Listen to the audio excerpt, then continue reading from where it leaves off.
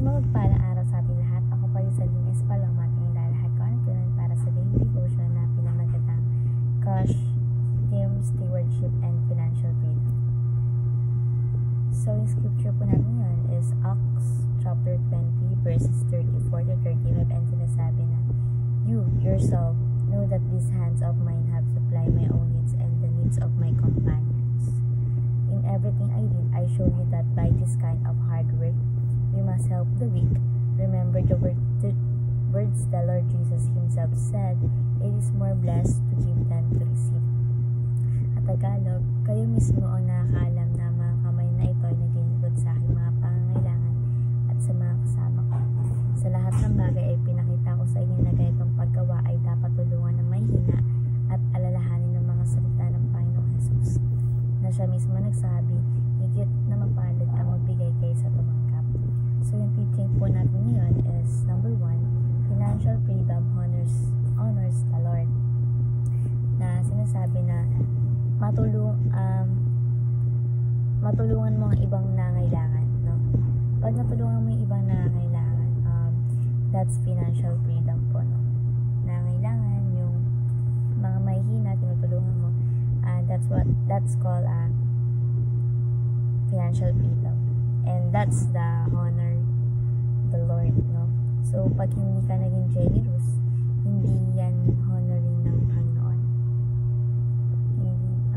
Hindi siya honoring sa Panginoong Hesus. So yung financial freedom, meron daw po yung purpose, no? Means is to become blessing to other people, no? Yun nga po yung tulungan natin mahina, imbis na tayo tulungan, no? Sila yung tutulungan natin, yung mga nangailangan ng tulong, di ba? Ayun po yung tutulungan natin. And sinasabi dito na it is more blessed to give than to receive. Mas mapalad ang giver kaysa receiver.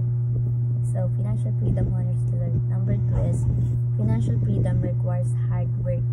So, kung gusto natin ng financial freedom sa ating buhay, magsumikap tayo, no? Magsumikap tayo sa sarili natin. Pagsusumikap, yung tipong hindi tayo pabigat sa ating pamilya, yung ganun, no?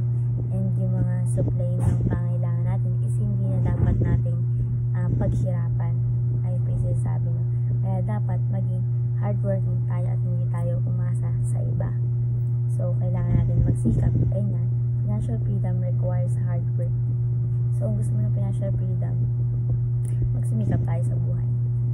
So, next is financial freedom is a greater blessing. Excuse me. So, lahat ng blessing na natatanggap natin at mabubuting bagay is ipagpapasalamat natin sa ating Diyos, na mas mabuting ikaw yung tumutulong sa mga burden kaysa ikaw yung naging burden sa iba. So, like, ikaw yung tutulungan kaysa ikaw yung maging pabigat sa iba, no? So, financial freedom is a greater blessing. So, bilang application natin sa buhay, number 1 is honor the Lord by pursuing financial freedom. Hindi ito po masama yung i-pursue mo yung financial freedom.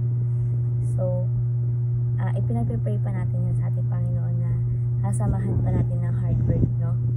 So, honor the Lord by pursuing financial freedom. Ipag-pray natin yan sa Lord God natin, and samahan po natin yan ng pagsusumikap sa ating buhay. Next is work hard together to achieve financial freedom. So, yung pagsusumikap natin para magkaroon tayo ng financial freedom is hindi lang yung work member ng ating member ng pamilya yung gumagawa yan. Hindi lang yung mga nagtatrabaho sa ating pamilya, kundi hindi rin nagtatrabaho yung mga non-working, no? Ang pagsusumikap para maabot ang financial freedom ay ginagawa rin ng non-working. Example, yung OFW yung parents mo, papa mo, OFW yung mama mo, OFW, di ba? Nagsusumikap sila, nagwo-work hard sila para masupply nila yung mga needs, no, natin sa buhay. So, tayo bilang mga anak, wag tayong pakulit, no? Na gusto mo ng ganito, gusto mo ng bagong nilabas na bagong iPhone, gusto mo agad bilhin yun, no? Punta ka sa ganito, kain ka sa ganito, waldas ka ng pera sa ganito, waldas ka ng pera sa ganito. Yung ganun daw po, no, huwag tayong maging faculty. Dapat maging matipid tayo at maging mabudget tayo ng tama sa ating sa ating financial freedom. So we work together, no, working or non-working, sama-sama tayo nagtutulungan. So work hard together to achieve financial. Next is aim for the blessed life by attaining financial freedom. So hindi daw po masama yung makapundar ka ng kahit ano like business mo, hindi daw po masama yun. Glorifying yun sa ating Panginoon. Let's aim for financial freedom, more blessed life, goal mo. Kaya gusto mo magkaroon ng financial freedom kasi yun yung goal mo. No? Makatulong ka sa iba, makatulong ka sa kailangan, makatulong ka sa mga nahihina. Ayun yung goal mo sa buhay. Kaya ini-aim mo na maging blessed life ka sa financial freedom. So, kung gusto mo maging financial freedom, hindi para maging selfish, kundi maging generous ka. Kasi kapag generous ka, papapalain ka rin. Kaya sabi dito, no, it is more blessed to give than to receive. Mas okay na yung, mas mapalad yung nagbibigay kaysa yung tumatanggap. So, aim for the blessed life by attaining financial freedom. So, ayun po yung aking natulan ngayong daily devotion. Naway manatunan tayo, may share sa iba at mga play sa ating board. So, ayun lamang po. Thank you po sa pakikinig at God bless po sa ating lahat.